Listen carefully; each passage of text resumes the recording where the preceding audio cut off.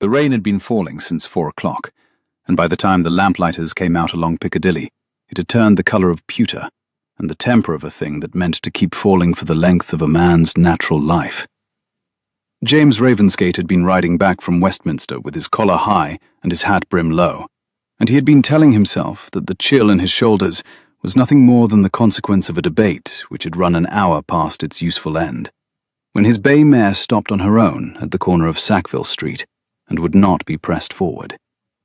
He looked up to see what she had seen, and what she had seen was a young woman standing beneath the awning of a stationer's shop, with her hands held close at her waist, and her shoulders held in that particular careful way that a person holds her shoulders when she is trying not to let anyone see that she is trembling. The awning was a poor one. It dripped at 4 separate places along its edge, and one of those places was directly above the crown of her head. Her bonnet was a dark colour, which had been a darker colour an hour ago. Her gown beneath the open pelisse was the same emerald silk she had put on at 3, for the optimistic reason that it was October and the sky had been clear, and the optimism of it now ran in a line of water from her hem to the cobbles, and gathered at her boots, in a way that told him she had been standing under that awning for at least a quarter of an hour. He swung down before he had finished telling himself to. "Madam," he said. She did not turn her head fully. She turned it the necessary fraction to acknowledge that a man had spoken, and then she addressed her answer to the line of railing across the street, which was not where he was. "I am quite well, thank you." "You are not." He had crossed the pavement before he heard himself say it. He had unbuttoned his greatcoat before he heard himself doing that, either, and he had lifted it from his own shoulders and set it across hers before either of them had agreed that he might. She made the small, involuntary sound that a person makes when warmth lands suddenly on a part of her that has been cold for too long, and then she stiffened and tried to take the greatcoat off again. "You'll be soaked through, sir." "I have a horse. You do not." "I'm waiting for an hour, I should think." She looked at him then. The lamp at the corner had only just been lit, and the light from it caught the side of her face and the wet at her temple, and he registered 3 things in the same breath. He registered that her eyes were the grey of clean slate. He registered that her mouth was the mouth of a person who had not eaten since breakfast and was too tired to mind. And he registered that she was young, younger than the gravity of her bearing had at first suggested. Perhaps 26, no more. "I'm waiting for a cab," she said. "You will wait an hour more before one stops in this rain. My groom is at the corner. I will send him." "That is very kind, sir, but I cannot." "My name is Ravensgate." He bowed, in the rain, with his head bare and his hair already plastered against his brow. "James Ravensgate. If you find it improper to accept the offer of a stranger, I beg you will find it less improper to accept the offer of a duke who happens to be standing in the rain looking foolish." The grey eyes considered him for the space of 2 breaths, and then the mouth did a thing he did not at the time understand the value of. It softened. It softened in the corner only, but it softened. "Mrs. Heath," she said. "Caroline Heath." He chose, then and there and without examining why, not to ask the obvious follow-up question, whether Mr. Heath was at home, whether Mr. Heath was waiting for her at an address she was about to give his groom, whether Mr. Heath existed at all. He bowed again, more shortly, and lifted his fingers to his lips and whistled once. Down the line of railings the groom's head came up, and the groom's heels came down, and within the space of a minute the boy was at his elbow. "Tom, a hackney, quick." "Your Grace." The boy was gone. Ravensgate turned back to Mrs. Heath, who was holding the lapels of his greatcoat closed at her throat with one gloved hand, and who had not, after all, given the greatcoat back. "You are very wet, sir," she said, with the careful courtesy of a woman accustomed to being looked at and accustomed to not appearing to notice it. "It is October. I shall recover." "You have not put your hat back on." "I have not, no." "It is a great deal of trouble for a stranger." "It is no trouble at all. May I ask where you are bound?" She hesitated. He saw the hesitation. He did not press it. "Half Moon Street," she said at last. "The east side. Number 12.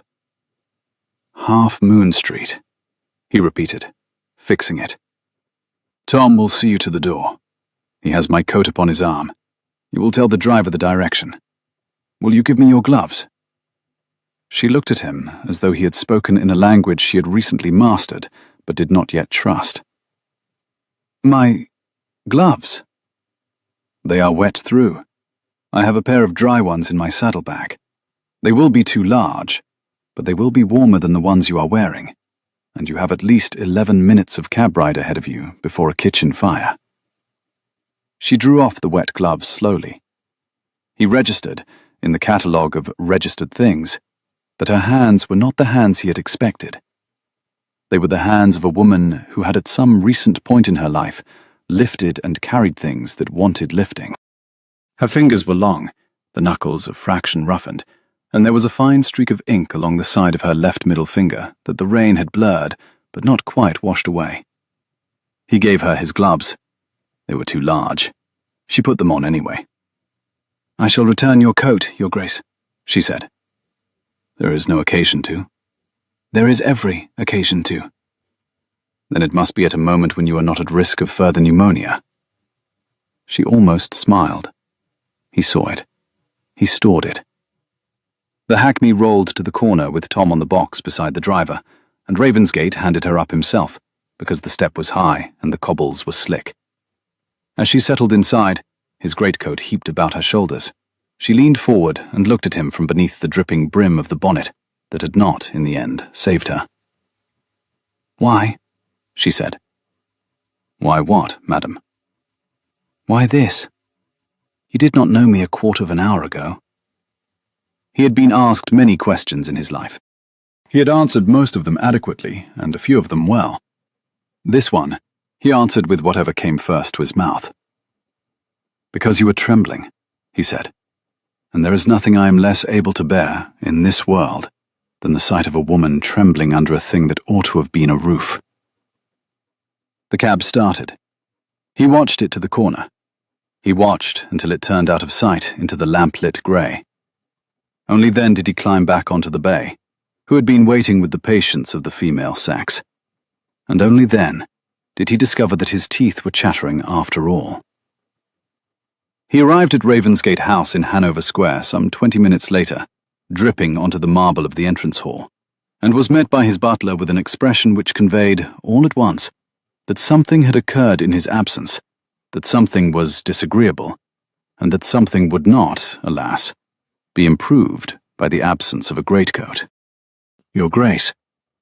"Marsden." "Your Grace's coat was lent to a woman in the rain. Tom will return without it. Mr. Carmichael is in the study, I assume." "He is, Your Grace. He has been for above an hour. He says it cannot wait until the morning." James Ravensgate climbed the stairs of his own house with a wet ridge of hair across his forehead, and a piece of news in his solicitor's hand which, on the face of it, ought to have driven Caroline Heath, the awning at the corner of Sackville Street, and the grey eyes of Clean Slate entirely out of his mind. They did not. It was an unsettling discovery, and he would notice it again at intervals across the evening. But he did not, at this point in the story, understand what to do with it. Mr. Carmichael rose as Ravensgate entered the study. He was a man of 50, with the habits of a man of 70. He had served the Ravensgate dukedom for 19 years. He had served the late Duke through the catastrophic 4 winters that had ended in the present Duke's accession. And he had served the present Duke through the 3 winters since, and his face wore the careful pallor of a man who has just been told a thing he had hoped not to be told this season.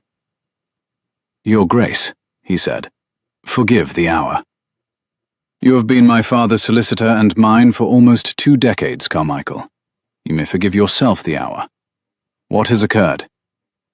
Carmichael produced from the leather pouch at his side a sheaf of paper, bound at the corner with red tape. He laid it on the desk, and turned the topmost page with the careful precision of a man laying out a chessboard. "Marbury has filed in Chancery this morning. The motion is for a writ of partition and an account. He is claiming, in form, that the estate is improperly held, that the conveyance of 3 winters ago, by which the late Duke's debts were retired, was procured by what he calls— Carmichael paused and read from the page. An undisclosed party operating without lawful standing. Ravensgate did not, for the moment, sit. He stood at the desk, with one hand braced against its edge and the other hanging at his side, and he read the line a second time, as Carmichael's finger traced beneath it. Undisclosed party, he said at length. He means the patron. He means the patron, Your Grace. He has been asking that question for 2 years. He has been asking it. He has now learnt the trick of asking it in chancery. The patron. 3 words, which had stood at the centre of Ravensgate's adult life, in a way he was, in his quieter moments, ashamed to admit. 3 winters ago, when his father had finally collapsed beneath a debt of £40,000 and a year of unanswered creditors, when the bailiffs had been at the lodge gate, and the Ravensgate name had been within a week of public sale, a bank draft for £40,000 had arrived at this very desk in an envelope addressed in a hand James Ravensgate had never seen, drawn upon Coots, and signed only by a clerk of the trust. There had been a single sheet of paper enclosed. It is the wish of the undersigned, the sheet had said, that this draft serve to retire in full the encumbrances upon the estate and house of Ravensgate. The undersigned desires no acknowledgement, no return, and no inquiry as to the identity of the giver. The undersigned wishes the Duke of Ravensgate well in his new tenure. It had been signed simply, a debtor of the late Duke, who has at last come into a position to pay. 3 winters. 3 winters of trying not to think too often about who the debtor had been. 3 winters of accepting, slowly, that some debts cannot be repaid, because their creditors do not wish them to be. 3 winters of building the estate up around a piece of paper which had asked, in the gentlest possible terms, never to be asked about. And now, Marbury. What does he hope to do, Carmichael? He hopes, Your Grace, to compel disclosure. If the patron is named in court, the conveyance becomes a matter of public record. If the patron's standing is impeachable, if he or she had any kind of disqualifying connection to the estate, or any improper motive, or any history of insolvency, or any of a dozen things, Marbury will move to set the conveyance aside. If the conveyance is set aside, the debt revives.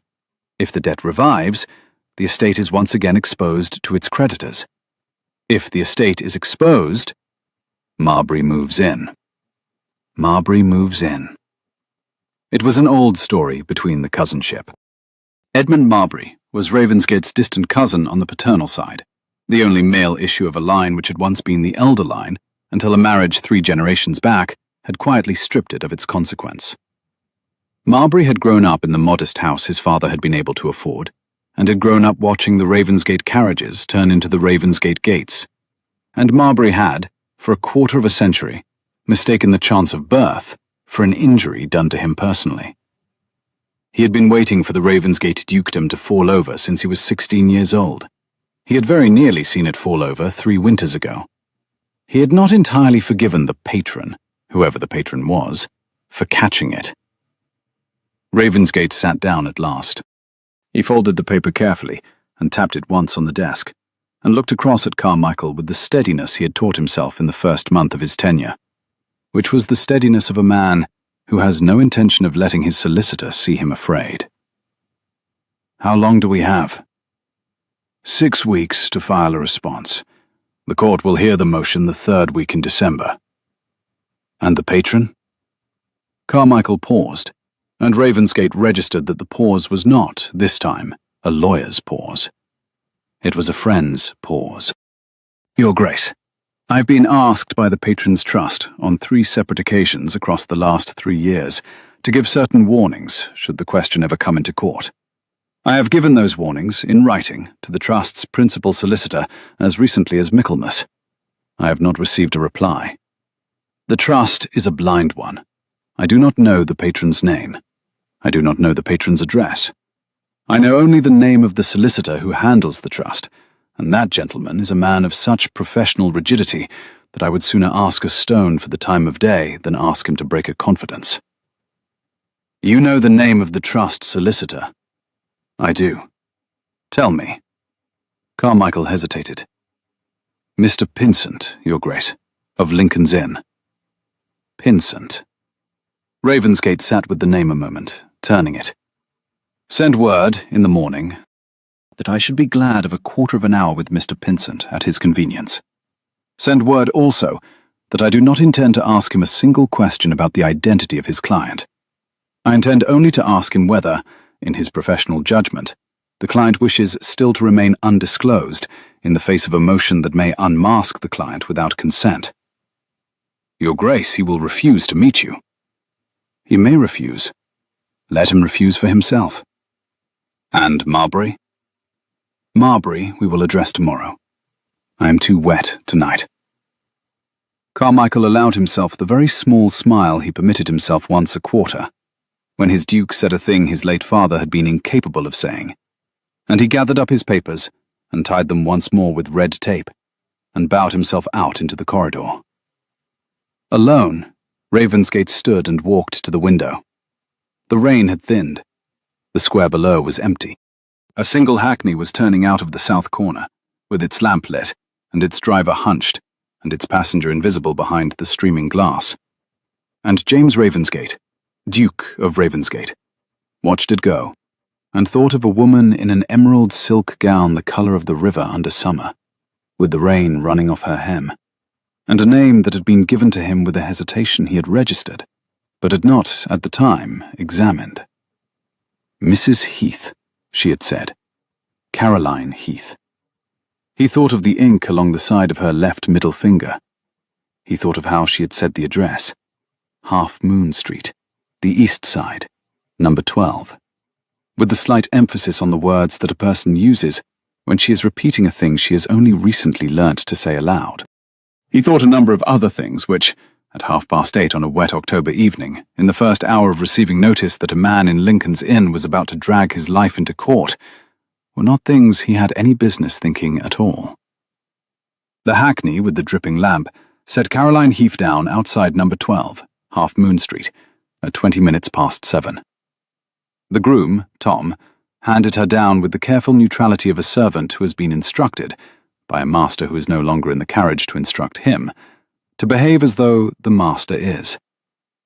He carried the greatcoat as far as the threshold, and there, at her request, returned it to her arms. He bowed. He took his fee, which she pressed upon him though he protested, and he went.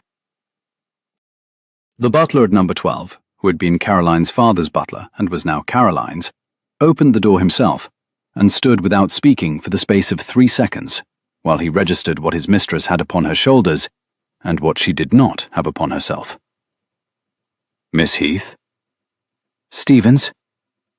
You are very wet, Miss Heath. I am aware of it. Mrs. Tilney has set a fire in the small saloon. Tell her there will be no dinner. A tray in my room. And the... She lifted the wet greatcoat slightly. Stevens, I shall need a tailor's pressing and a clean wrapping, and it must be returned tomorrow before noon.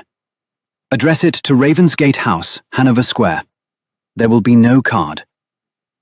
If Stevens had ever heard a more interesting sentence spoken on the threshold of number 12, Half Moon Street, his face did not, in this hour or any of the hours which would follow over the coming 6 weeks, allow that fact to be inferred. Very good, Miss Heath. She climbed the stairs. She did not look at herself in the looking-glass at the first landing, because she did not wish to see her face yet. She climbed to her own dressing-room, where Sarah, the maid, was waiting with 2 warmed towels and an expression that managed to convey both relief and inquiry without troubling her mouth. Sarah. Miss. There has been a kindness from a stranger. I shall need to think about it before I can speak of it. The gown is ruined. I do not mind. Lay out the indigo, please, for the morning. I shall not be dining. "Yes, miss." It was an hour later, in her own sitting room, with the fire built up and the windows shuttered, and a single glass of warmed wine standing untouched at her elbow, that Caroline Heath did at last allow herself to look at the name she had not, until this point, allowed herself to think. Ravensgate. She had been 26 for 2 months. She had been the head of her own household for 3 years. She had been the principal of a blind trust, established at her own request and entirely without her family's knowledge before her father's death, for the same 3 years. She had been the patron of the Ravensgate estate for the same 3 years. She had never seen the Duke of Ravensgate. She had seen him, this evening, on the corner of Sackville Street in the rain, with his hat off and his hair plastered to his brow. And she had given him a name which was not, strictly, an untruth. Caroline Heath had been her mother's name, and her own, but which had been chosen for the express purpose of not being a duchess's name, or a viscount's daughter's name, or any of the things which might cause a man with the bearing of a duke to look at her with the particular eyes that men of his class had been looking at her with for 3 seasons. He had not looked at her with those eyes. He had looked at her with the eyes of a man who had registered that a person was trembling and had failed, in some essential function of his being, to walk past. She set the wine down without drinking it. She rose. She crossed to the small desk by the window, lifted the lid, and drew out, from beneath 2 folded letters and a pressed sprig of last summer's lavender, the worn paper which was the only paper she ever kept in that desk drawer. It was a letter, 4 years old, 3 sides written in a hurried, boyish hand, which had run out of room near the end, and had crossed itself at right angles in the manner of a brother who has run out of paper before he has run out of things to say. It was addressed to her. It was signed, simply, Robert. Her brother had been lost at Waterloo, of a chest wound he had carried for 2 days, in a barn outside Mont-Saint-Jean. He had not been lost alone. He had gone, his sergeant had written her afterwards, with his hand in the hand of his commanding officer, who had refused to leave him, though 3 other men of the same rank had been waiting on the same officer for orders. The commanding officer's name had been written in her sergeant's letter, and she had read the name once, on the morning the letter had arrived, and she had then folded the letter and put it in the drawer with her brother's letter, and had never opened the sergeant's letter again. She had not needed to. She had read the name once and had remembered it, and the name had been Ravensgate. The man at Waterloo had been the present Duke's father. The present Duke's father had been carried off, 3 years afterwards, by debts. The present Duke, 25 years old, had inherited a name and a house and an income which would not cover the wages of the household for a single quarter, and Caroline Heath had read in the morning papers, on a Tuesday in October 3 winters ago, that the bailiffs were at Ravensgate Lodge, and the gates were to be sealed against creditors by the end of the week. She had risen from the breakfast table that morning, gone into her father's library. Her father had been 5 years gone by then, and the library was hers. And she had drawn out the small leather-bound ledger in which her solicitor kept the running total of her private estate. She had read it. She had drawn out a pen, and she had written a letter to Mr. Pinsent of Lincoln's Inn, which she still kept a copy of, instructing him to establish, by the close of the following week, a blind trust drawn upon Coutts in the sum of £40,000 to be applied to the discharge of the debts of the estate and house of Ravensgate, with the express stipulation that the patron be never named and the recipient never troubled by inquiry. She had never told a living soul. She had not told her brother's sergeant. She had not told her butler. She had not, in 3 years, told the man whose father had held her brother through a night which she did not, even now, allow herself to imagine in any detail. She had told herself, when she had signed the instruction, that she was doing it because Robert's last letter had asked her to do what was needful for the family of the man who had held him through his worst night. She had told herself that the giving would not feel like a thing she was doing for herself. This was true. The giving had not felt like a thing she was doing for herself. It had not felt, until this evening on the corner of Sackville Street, like a thing she was doing for a stranger at all. She set the letter back in the drawer. She closed the lid. She sat for some time at the desk, looking at the closed lid of the desk. And at last, because she did not wish to lie to herself this evening, she said aloud, in the lit and quiet room, the thing she had not, even in private, said before. "He has very dark eyes," she said, "and he is younger than I had imagined." She rose after a while and went to bed. She did not sleep until the late hours of the morning. She did not, in the end, sleep at all. By 11 the following day, the greatcoat had been pressed and folded and wrapped in clean linen and delivered to the back door of Ravensgate House, Hanover Square, by a manservant from a job house who had been hired for the purpose and dismissed at the corner. The card on it had been Caroline's instructions. No card. The butler at Ravensgate House had received the parcel with the polite suspicion of a man whose master had returned the previous evening without an overcoat and had at no point in the intervening 14 hours looked once at the breakfast that had been set before him. By 11:15, Marsden had laid the parcel on the desk of the study, with a note attached in his own hand. The note read only, "From Half Moon Street, Your Grace." No card. The porter who delivered it would not give a name. By 11:30, Ravensgate had finished his morning's coffee. He had read the note. He had registered the address. He had set the note down. He had risen, and he had said to Marsden, with the careful politeness of a man trying not to be observed in what he was about to do, that he believed he would walk this morning, and that he would be home by 1. By 11:45, he was on Half Moon Street. He had not, at any point in the 400 yards he had walked, settled the question of what he was going to say. He had settled the question of which house he was going to say it at. Number 12, the east side.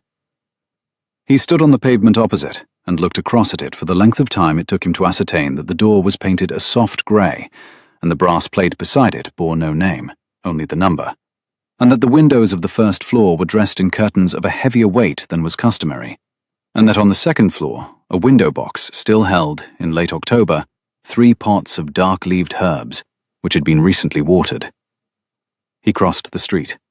He climbed the 3 steps. He rang. The door was opened, after the necessary interval, by a butler of middling age, with the very particular still face of a man who had been told, an hour ago, what he was to say to anyone who came to the door wishing to see Miss Heath. "May I help you, sir?" "His Grace the Duke of Ravensgate, presenting his compliments to Mrs. Heath." The butler's face did not change in any way, which a less practiced observer would have caught. Ravensgate caught it. The butler's eyes went, for the space of 1 heartbeat, to a point above and behind Ravensgate's left shoulder, where there was nothing. Then they came back. "I am sorry, Your Grace. There is no Mrs. Heath at this address." "Is there a Miss Heath?" The butler considered. The butler had been a Heath butler for 11 years, and had been instructed once and once only by the present Miss Heath, on the morning she had inherited her father's estate at 23, that he was at no point to lie to a gentleman on her doorstep regarding her identity, but that he was at every point to spare her the awkwardness of a name she had not chosen to give. "There is a Miss Heath, Your Grace." "I see." Ravensgate had taken the half-breath that a man takes when a thing he had half-suspected has been confirmed. He did not flinch from it. He held it. "Will you be so good as to ask Miss Heath whether she would receive me, and convey my apology for the irregularity of the application?" "Your Grace's card." "You may say that the gentleman who came to the door is the gentleman she met at Sackville Street last evening. You need not, in the first instance, say anything else." The butler bowed. The butler closed the door. The butler climbed the stairs with the steady tread of a man choosing not to hurry. 3.5 minutes later, the door was opened again, and Caroline Heath stood in the doorway of her own small saloon in a morning gown of an indigo so deep it was very nearly black, with a bone-coloured shawl at her shoulders. And she watched the Duke of Ravensgate cross the threshold of her house with the steady eyes of a woman who had already, some time in the last hour, decided that there was no point in pretending. "Your Grace?" "Miss Heath." The use of the proper name landed between them with the small, clean weight of an admission. He bowed. He bowed properly this time, as a gentleman bows to a lady in her own drawing room. She closed the door behind him. "You knew," she said. "I did not know. Your butler has confirmed it. I had suspected, when you gave the name yesterday evening, that you were not Mrs. Heath. I did not, until now, know that you were Miss Heath." "What gave it away?" "You said the address as if you had recently learned to say it aloud." She considered this for a moment, and then she did the thing she had done once the day before, at the corner of Sackville Street. The corner of her mouth softened. "That is observant of you, sir." "It is the unfortunate habit of a man who has spent 2 years in Chancery." "Will you sit down?" It was not a question. He took the chair she indicated, which was opposite a small fire and a low table on which a coffee service had been laid out, and from which no coffee had yet been poured. She poured for him. Her hand, he registered, was perfectly steady. He registered also that her cuffs at the wrist were not quite at the wrist, which was the small slip of a woman who was dressed in haste and turned them back too far. And he found the slip touched him in a way that nothing about her composure had. "Will you tell me why you came to my door, Your Grace?" "I had thought to thank you for returning my coat." "You have a butler to do that." "I had thought also to apologize for the impertinence of yesterday's address. I addressed you as a married woman. You did not correct me. I should not have asked, but I had no business assuming, and I have come to express my regret." "You have not asked." "I have not." "You came to my door, Your Grace, to find out who I was. You had every right to. I gave you a false name." "You gave me the half of a name. I do not consider that a falsehood." "That is generous of you." "It is not generous. It is accurate." She set the coffee pot down. She folded her hands in her lap. She lifted her eyes. The grey of clean slate, he confirmed, in this light, and held his. "Your Grace, I will not lie to you in my own drawing room.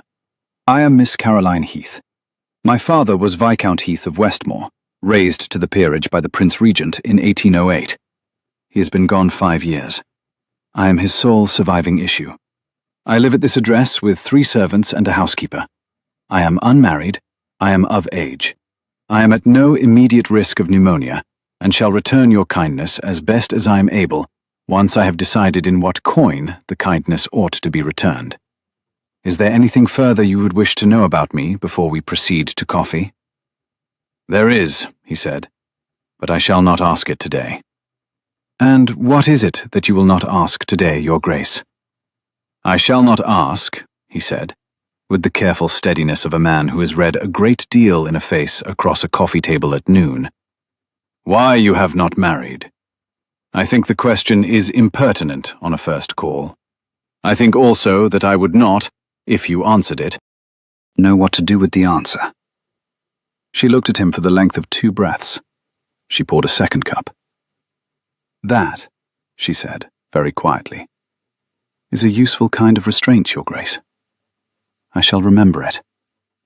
And then, because she had not yet decided what to do with her own restraint, and because the morning was cold and the coffee was warm, and the man across the low table had eyes the very dark color of wet bark in late autumn, she lifted her cup, and she drank. They spoke for the next 40 minutes, of small things and one large one. They spoke of the rain in the afternoon, and the season's slowness in starting, and the inadequacy of the awning at Hatchard Stationer, which had, Caroline observed, lost 3 of its supports the previous winter and never been mended. They spoke of the Foundling Hospital, where the Duke held a place upon the board, and where Miss Heath, it transpired, had taken to attending the Sunday committee in her father's old chair. They did not speak of patronage. They did not speak of Chancery. They did not speak of why the conversation, at the second cup, had begun very gradually to incline toward the future tense. When he rose, at the chime of 1, she rose with him, and walked him as far as the doorway of the saloon, and no farther, because she had drawn the line of her propriety there, and had no intention of moving it within the first hour of his acquaintance. "Will you call again, Your Grace?" I will call again. When? Tomorrow, if you will receive me. I will receive you. He bowed. She did not curtsy, quite, but she inclined her head with the precise economy of a woman who would not be condescended to under her own roof. The butler closed the door behind him. She stood for some time in the empty saloon, with her hand still upon the back of the chair he had been sitting in. The coffee in his cup had been finished. The coffee in hers had not. She found, on examining the cup, that she had spent 40 minutes drinking very nearly none of it. This struck her as ridiculous, and she laughed once, briefly, into the quiet room. And then she said aloud the second sentence she had said aloud in this house in the space of 24 hours. "He must not know," she said. She said it to the chair, because the chair was the nearest object available, and she said it with the particular flatness of voice that a woman uses when she is making a promise to herself, which, she suspects, even in the saying of it, she will find difficult to keep. He must not know that I am the patron. Not yet. Not in the middle of a chancery suit. Not while Edmund Marbury was filing motions and trading on rumours and dragging her father's name and her brother's name and her own name across the corridors of Lincoln's Inn. Not while a public revelation would force the Duke of Ravensgate into the false position of having to acknowledge a private debt at the moment most likely to make the acknowledgement look like an arrangement. Not while she had only just begun to discover what the man at Sackville Street had looked like at the corner of his mouth, when a stranger had nearly smothered him from beneath a soaked bonnet. He must not know. She rang the bell. "Stevens, I shall write to Mr. Pinsent this afternoon. He will need to come to me at his earliest convenience. Send a boy." "Yes, Miss Heath." "And, Stevens." "Miss."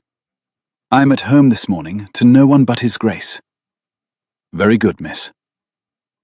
By the third week, he had called 11 times.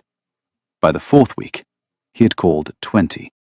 Half Moon Street, which had been the quietest address on its side of Piccadilly for 3 years, had become a small puzzle to the keepers of the neighbouring houses, who had taken to glancing out their windows at the sound of the Ravensgate carriage, and had taken also to making the kind of remarks, over tea, which were not yet quite the kind of remarks which would be reprinted in the morning broadsheets, but which were, in the natural progression of such remarks, on their way.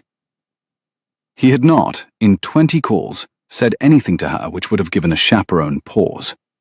He had, in 20 calls, said a great many things which would have given a chaperone pause if she had heard the way he said them.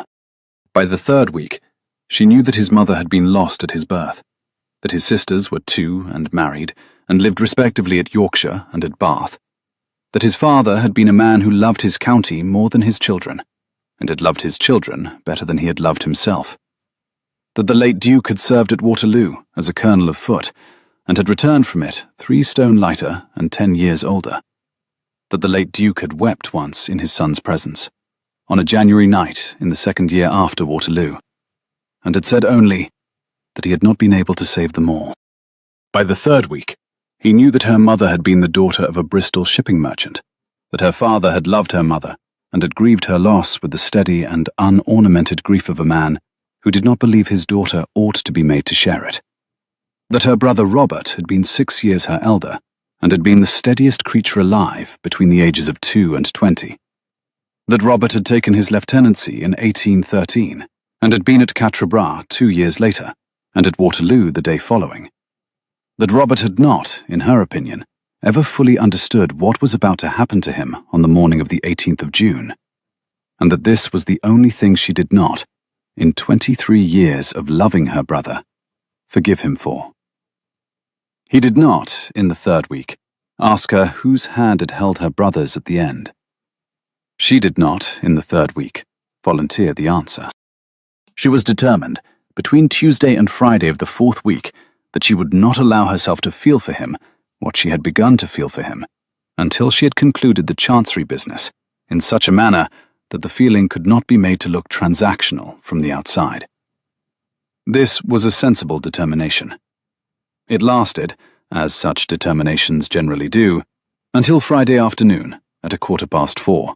when she opened a parcel which had been delivered by a porter in the Ravensgate livery, and found within it not the volume of Coleridge's letters, which she had requested from him at his last call, but a small carved horse of cherry wood, no larger than her thumb, with one ear chipped, and the saddle strap whittled in a hand which she knew very well. She knew very well, because she had watched it whittled at Westmore Park in the summer of 1810, when her brother Robert had been 14 years old, and had been spending 3 weeks of August carving wooden horses to give as Christmas presents to the children of the tenants. She had been 10. She had sat at his elbow on the bench by the river. She had watched the saddle strap take shape under his thumb. She had not seen the horse since the Christmas it had been given. She sat down where she stood. There was a note in the parcel. It was in Ravensgate's hand. It read, in 9 words, "I found this at the bottom of his desk." She did not, for some time, do anything at all. After a quarter of an hour, she did the thing she would later, in less guarded moments, allow herself to call the moment she had given up on the sensible determination of Tuesday to Friday. She rose. She put on her pelisse. She walked, without taking the carriage, the 8 minutes from Half Moon Street to Hanover Square, and she went to the back door of Ravensgate House because she did not, this afternoon, wish to be seen at the front. She rang the back bell. The butler opened the door, registered the lady upon the step, and let her in without a word. Ravensgate was in the study. The carved horse was in her hand. He rose when the butler announced her. He did not, in the moment of rising, finish whatever it was he had been writing. "Miss Heath." "Where," she said, "did you find this?" "At the bottom of my father's desk. It was wrapped in a piece of waxed paper.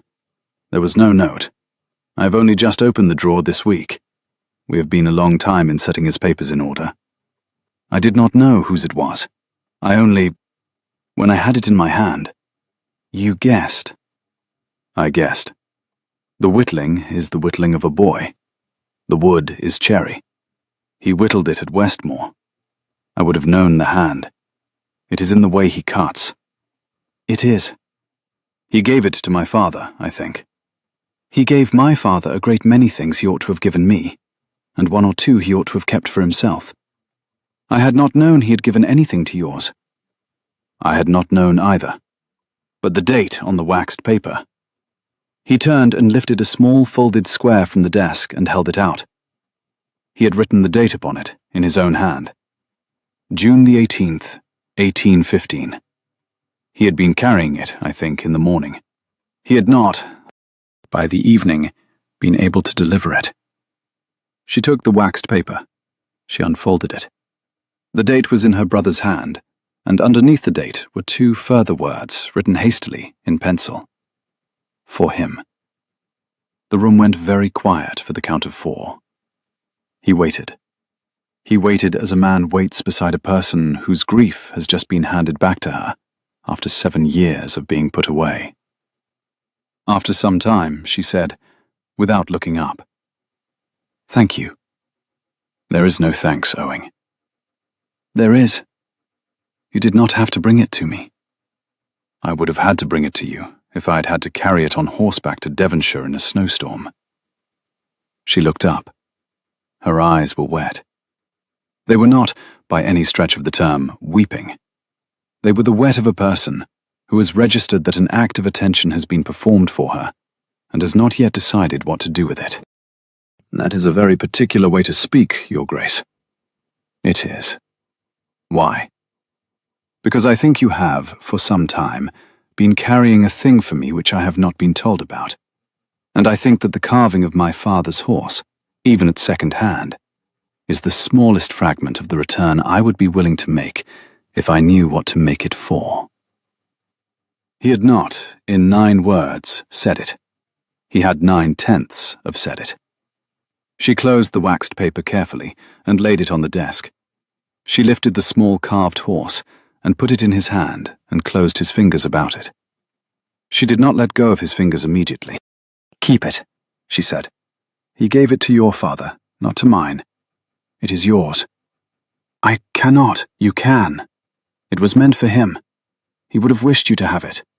And Her breath caught for a moment, and then she steadied herself. "And it is the only thing of my brother's which I have ever given to anyone. I should like to know that, when I have given it, it was to the person who would understand what it weighed."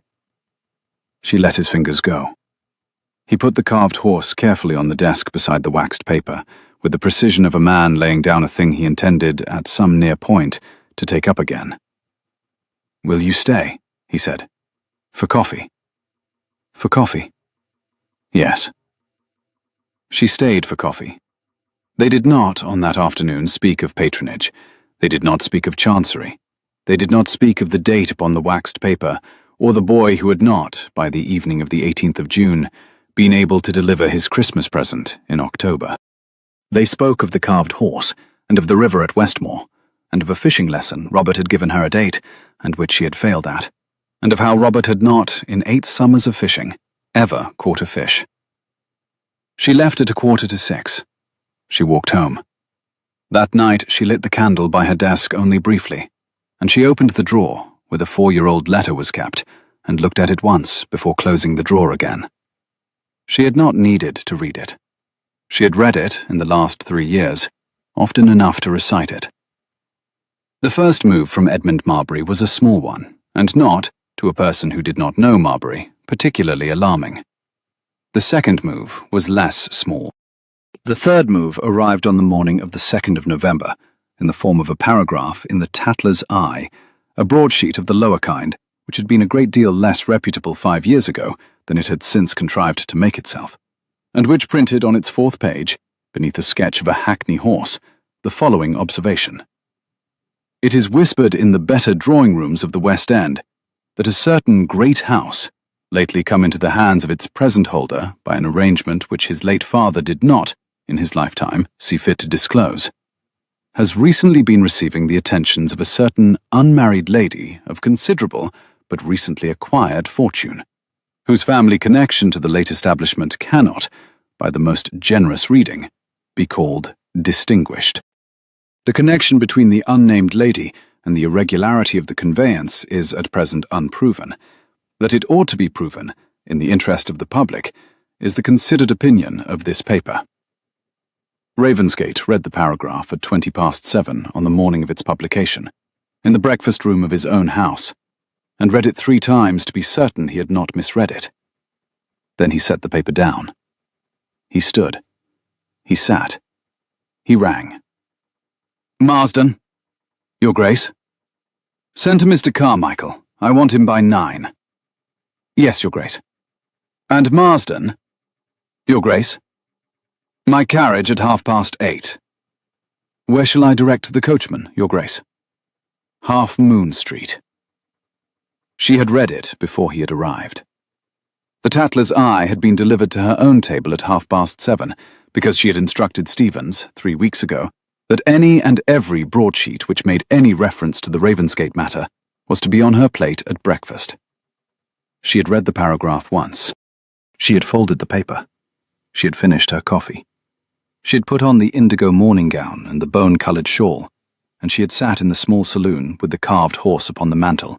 Ravensgate had returned it to her last week, in its waxed paper, with a note saying it was, after all, hers. And she had waited. He arrived at 8:20. The carriage had moved quickly through quiet streets. He came in without his hat, which was perhaps the smallest thing she registered, and which was, she thought afterwards, the one which had moved her most. "Miss Heath." "Your Grace?" He did not, this morning, sit down at once. He stood at the small fire, with one hand at the mantel and the other in the pocket of his coat, and he addressed his first sentence to the carved horse, which was the most truthful witness in the room. "I have come," he said, "to ask you to marry me." She drew in her breath. "Your Grace." "Hear me out, Caroline.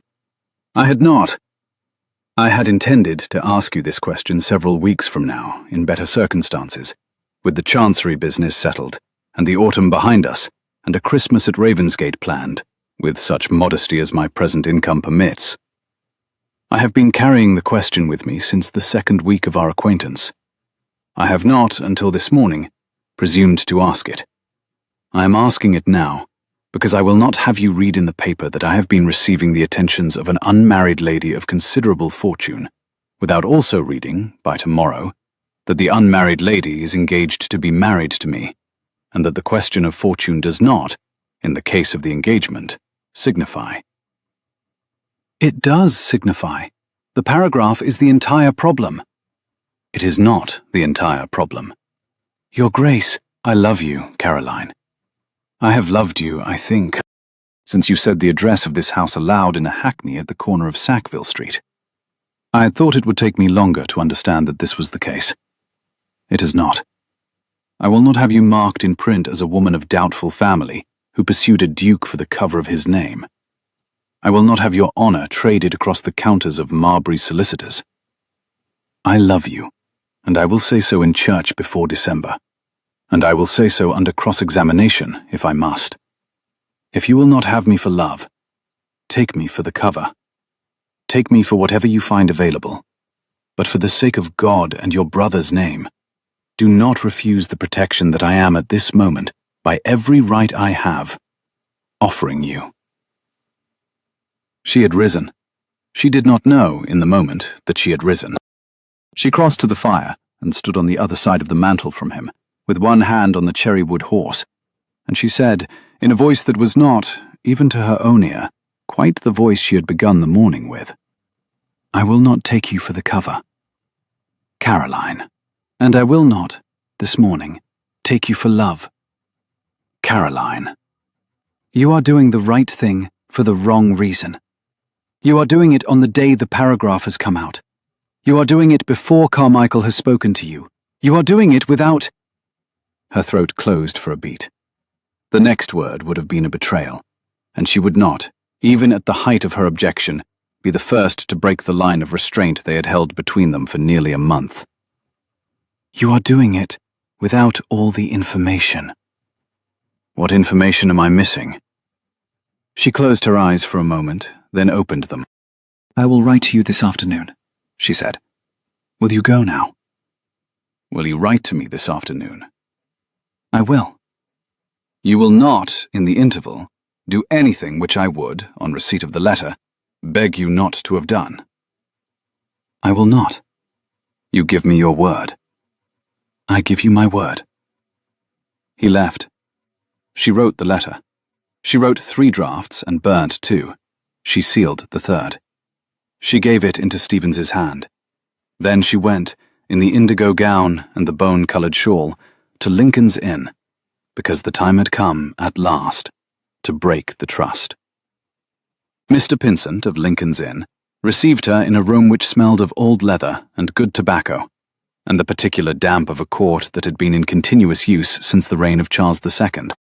He was a small man, 63 years old, immaculately dressed, with the kind of stillness which most people mistake for severity, and which a very small number of people recognize as the stillness of a man who has, in 40 years of practice, learnt to hold his face in such a way that no client ever leaves his office wishing he had said less. Miss Heath. Mr. Pinsent. He did not, this afternoon, offer her tea.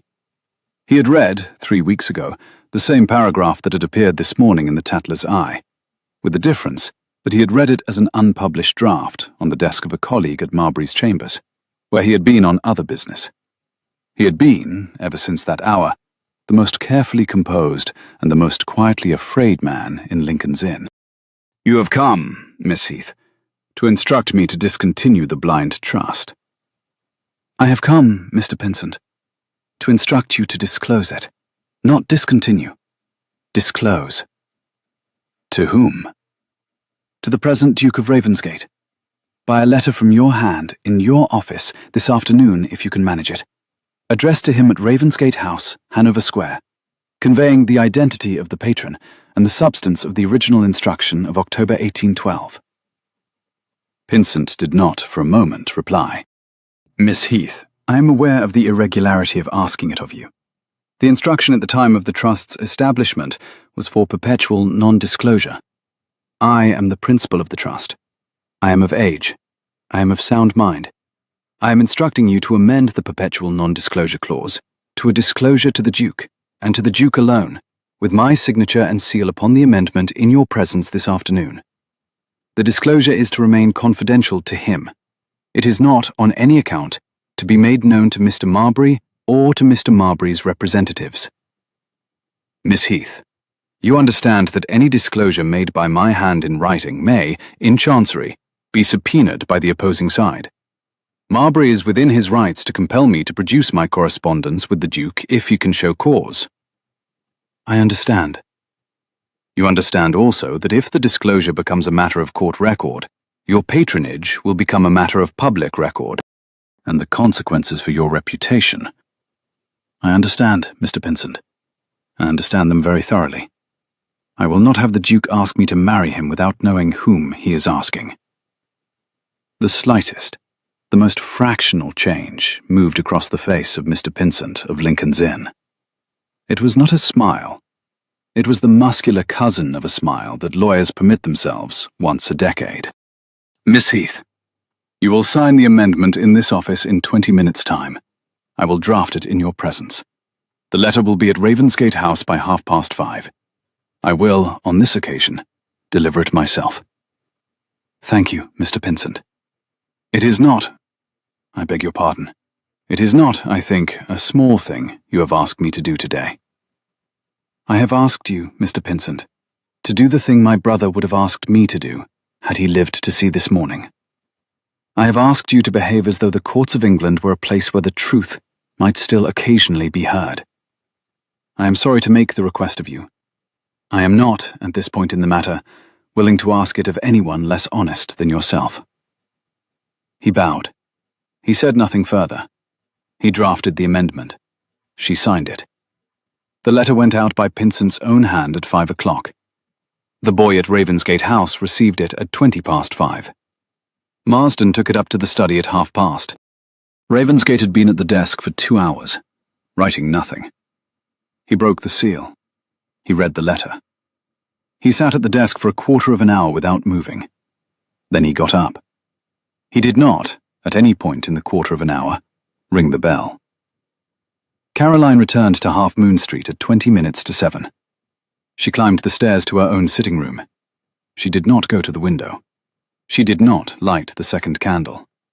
She sat in the small armchair beside the fire with her hands folded in her lap, and she did the thing she had not, in 3 years of being the principal of a blind trust, allowed herself to do at any point.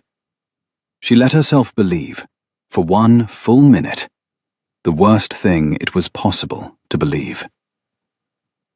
He had courted her for the connection. The proposal had come, not from need, but from calculation, the only kind of need a duke could afford. He had not known, yet, that she was the patron when he had come to her this morning. He had suspected. He had suspected for at least a week, perhaps longer. The carved horse had been a test, deliberately laid. Pinsent's letter would confirm what he had already begun to assemble in the second drawer of his father's desk, and the marriage would be the elegant resolution he required. A Duchess of Ravensgate, who, by virtue of being a Duchess of Ravensgate, could not be subpoenaed against the Ravensgate interest, and whose patronage, on becoming the property of her husband at the moment of the marriage, would cease to be evidence of an irregular conveyance and would become, instead, the unimpeachable settlement of a bride upon her own husband's estate. He had not lied to her. He had loved her. He had loved her precisely as much as he had needed to.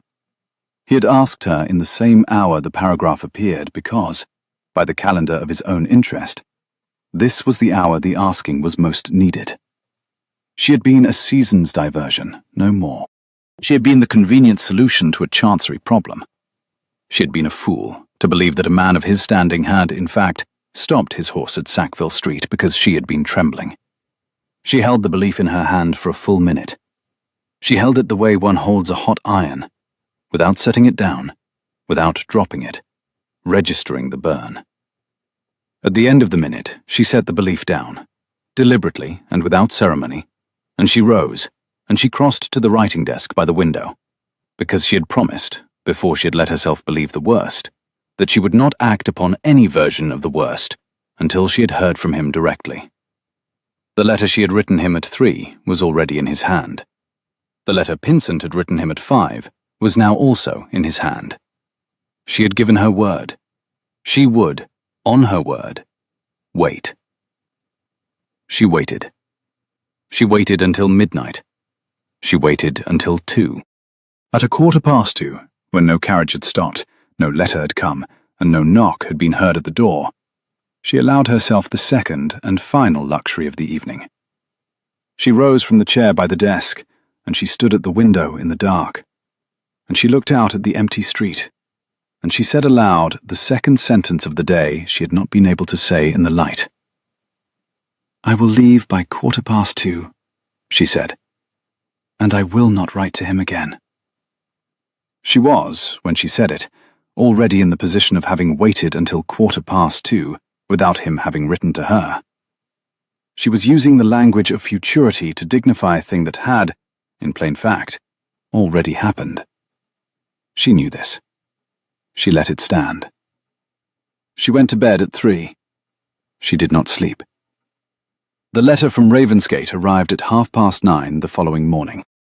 It had been written, the postscript said, at midnight, and held back from the post by his own hand because he had wished to deliver it himself, and had, in the end, decided that the irregularity of presenting himself unannounced at Miss Heath's door at 5 minutes past midnight was the kind of irregularity which Miss Heath would, in her present mood, be entitled to refuse. Caroline broke the seal at her own breakfast table, with Stevens standing as far across the room as the room allowed. The letter was 4 sides long, and was not, in any of its 4 sides, a calculation. It read, in part, "You have asked me what information I was missing. Pinsent's letter has supplied it. I am writing to you now because I understand, having read his letter twice, that I am the most ungrateful living man in Britain, and that this is a thing you have known about me for 3 years, and have not, by the kindness of your own hand, mentioned. I do not know how to address you. I have spent the hours between 5 o'clock and now, turning the question of what I owe you in my mind, and I have concluded, in the end, that what I owe you is in no way related to the conveyance of October 1812, and is in every way related to the woman who stood at Sackville Street on a wet evening last October, and was, in spite of everything I now know about her, prepared to give me her gloves. I withdraw, by this letter, the proposal of marriage I made you yesterday morning at 8:20. I withdraw it because I do not wish you ever to be in the position of wondering whether I asked it because of the conveyance, or because of the paragraph in the Tapler's Eye, or because of the Chancery suit, or for any reason at all other than the one I gave you. I will make you the same proposal again, if you will let me, on a day when none of these other reasons are in operation. I will make it at Christmas, or at Easter, or at any hour after the suit has been settled, and the paragraph has been retracted, and the patronage has, by my own action and not by yours, been placed beyond any imputation of impropriety. I will make it when the only thing left in the room is the question of whether you will have me. Until that hour, I beg you to consider yourself in no way committed to the proposal of yesterday morning, in no way obligated by my expression of affection, and in no way pursued in any way whatsoever by me, unless you wish to be.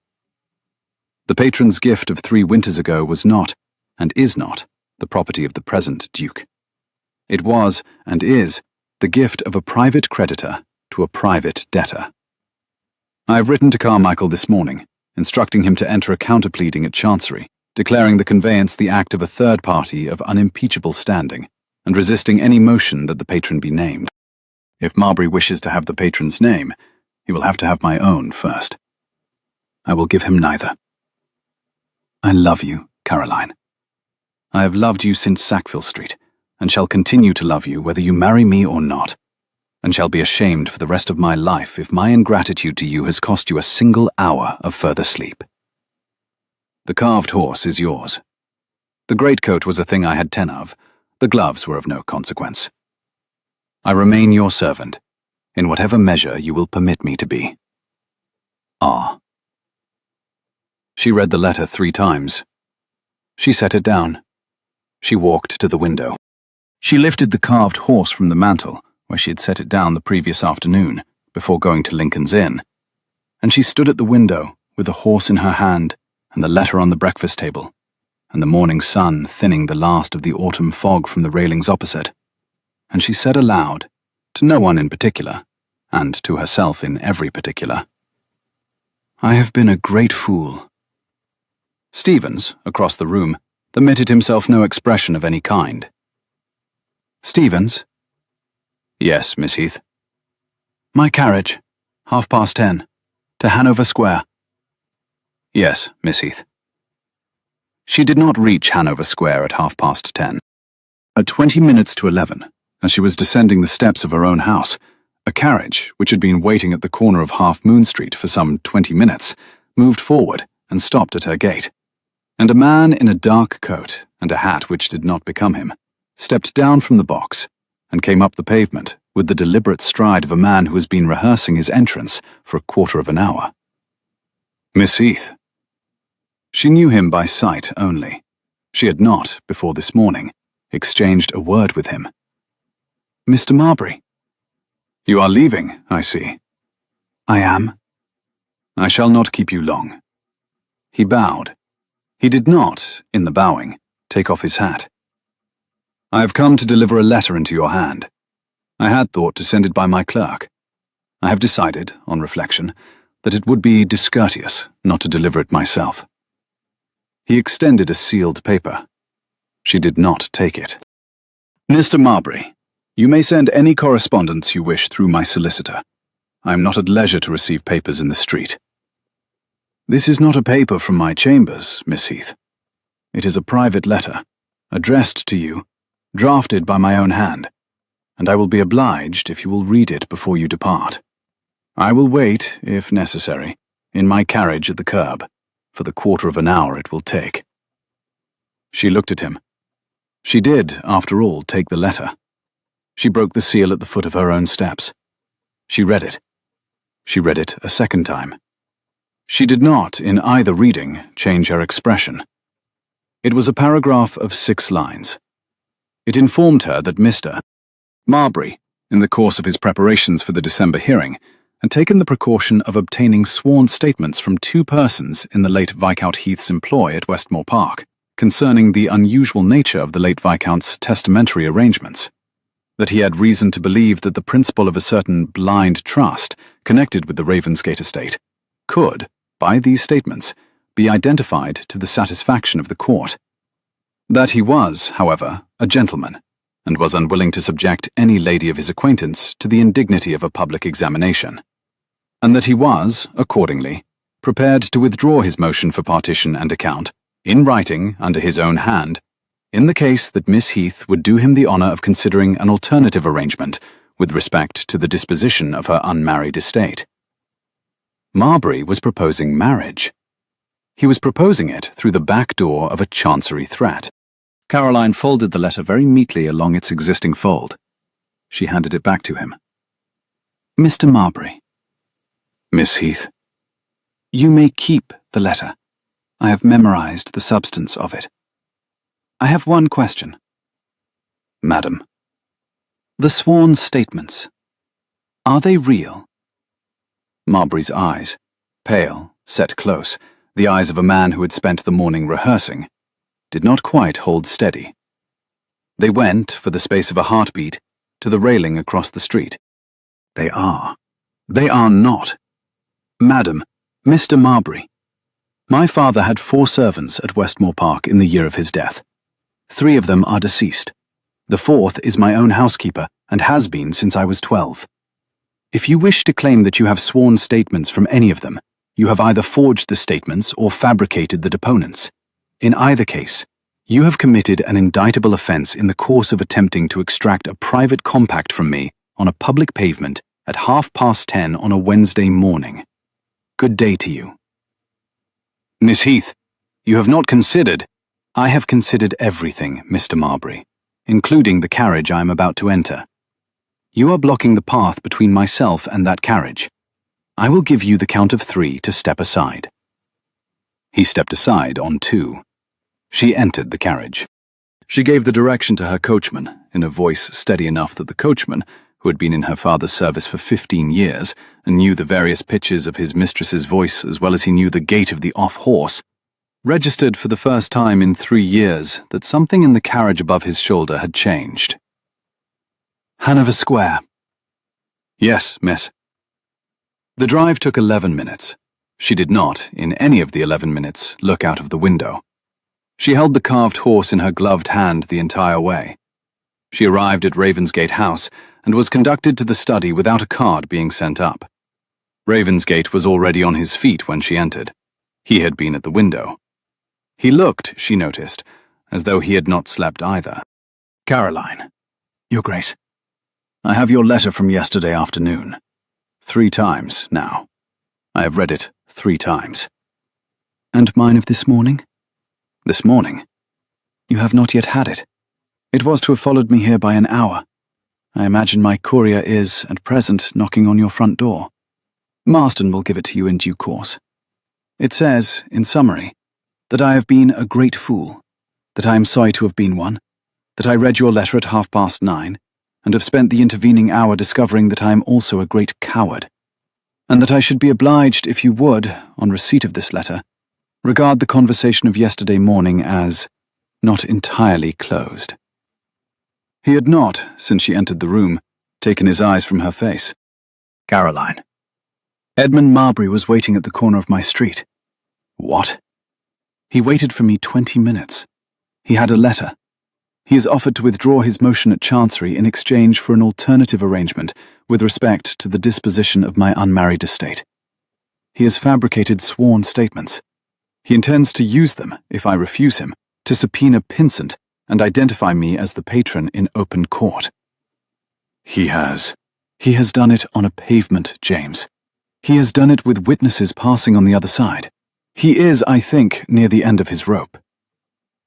Ravensgate did not for a moment speak. He crossed to the bell pull. He rang twice. Marsden appeared at the door. Marsden, send to Mr. Carmichael.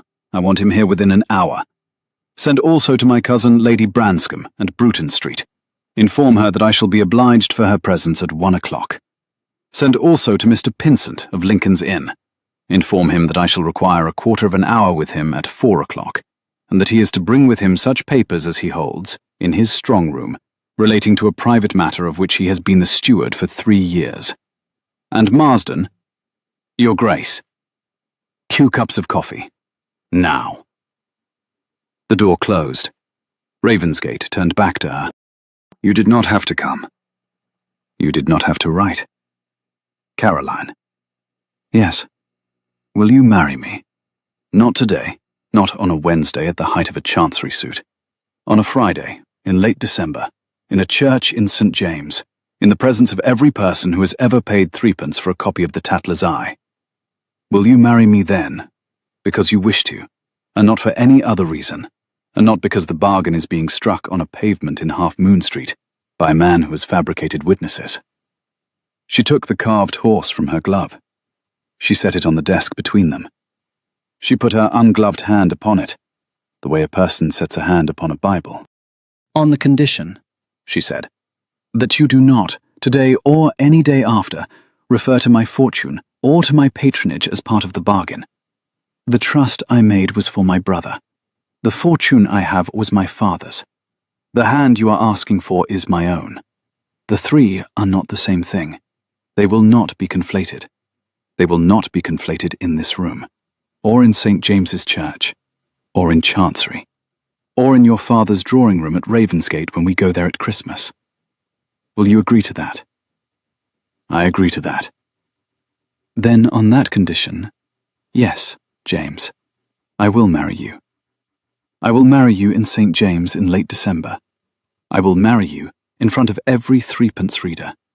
I will marry you in any month and any church and any condition you choose. And I will, on the morning of the marriage and on every morning after, find it the easiest sentence I have ever said in my life. He came around the desk. He did not, this time, ask permission. He took her hand. He raised it to his mouth. He kissed the knuckle, and then he kissed the small flat space at the inside of the wrist where the pulse stood. And he did not let go of her fingers for what felt to both of them like a very long time, and was, in fact, the length of the second cup of coffee being poured downstairs. She did not, on that morning, leave Ravensgate House until 3:30.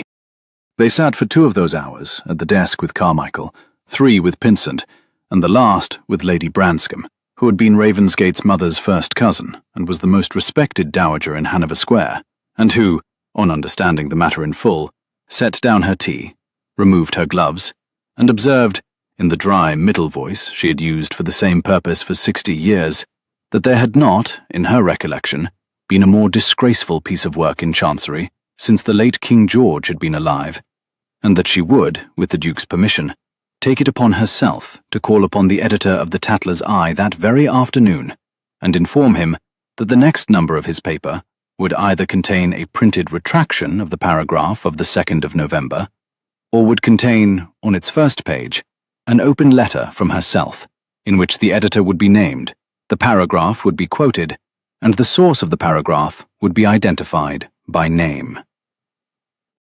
The editor had been, by 4:30, the second most quietly afraid man in London.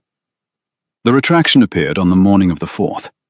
It was 3 lines long and unsigned. It expressed regret for an unverified item printed on the 2nd instant, and noted that the editor of the paper held no evidence to support the imputations of irregularity it had contained. It was the smallest retraction the editor had ever printed, and the largest, in pure consequence to him, he ever would.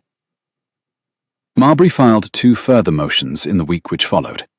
Both were dismissed. On the 3rd motion, he ran out of money.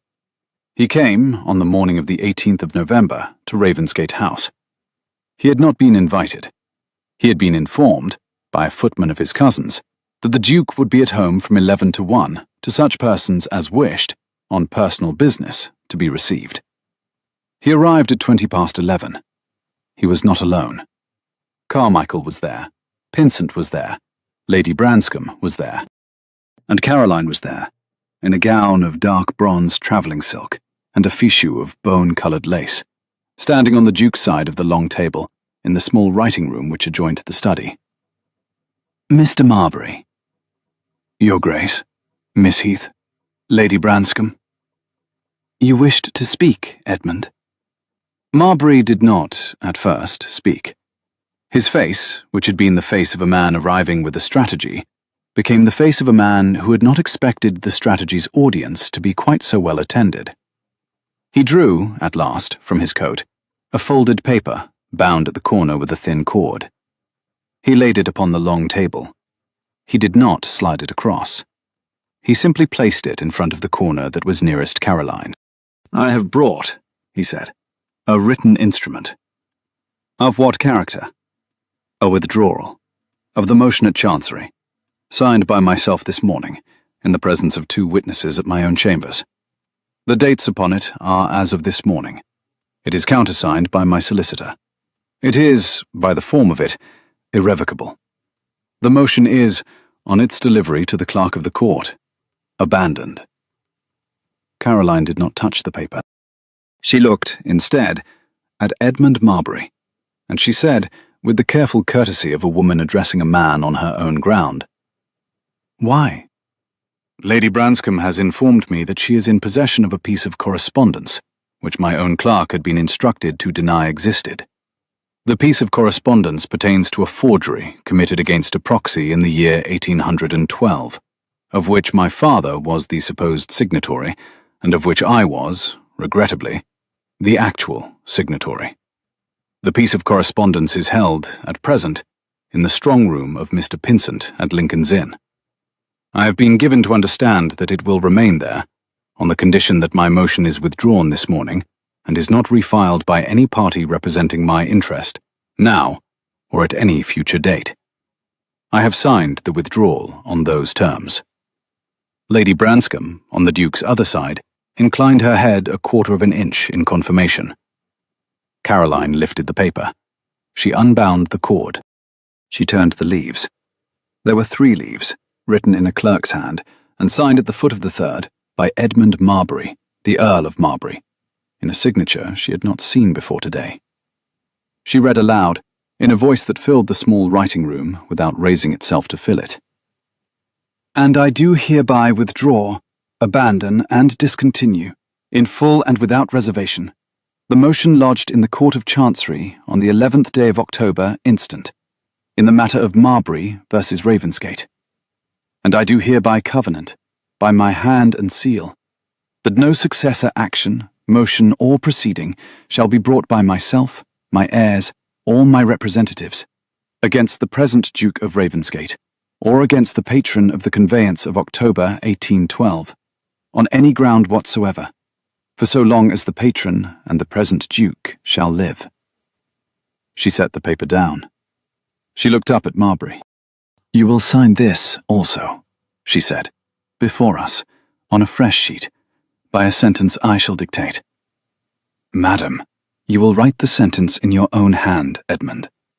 You will write that you regret the publication of the paragraph in the Tatler's Eye of the 2nd of November, and that the source of that paragraph was yourself. You will sign that sentence. You will date it. You will give the sheet to Lady Branscombe. She will not, while we live, publish it.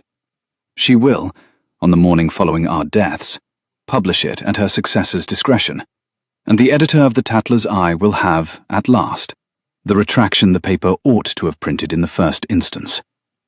Marbury stood very still. "Caroline, you will address me as Miss Heath, Edmund, for the present, and as Her Grace from December the 23rd forward." He swallowed.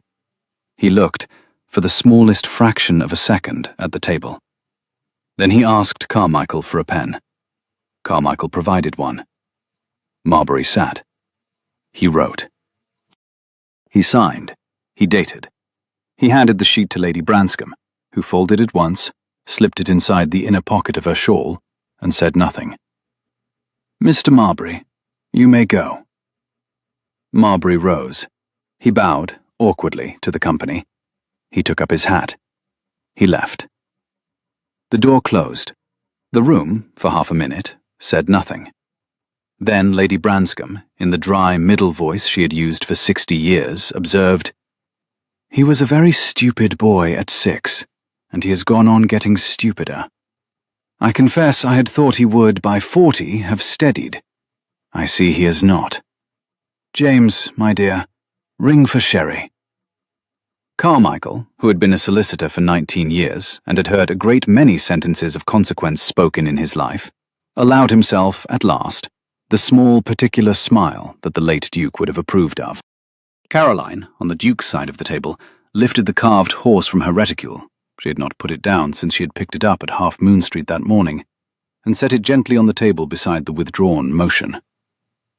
"It is yours," she said to James quietly. "It is ours," he said. They were married on the 23rd of December at St. James's Church.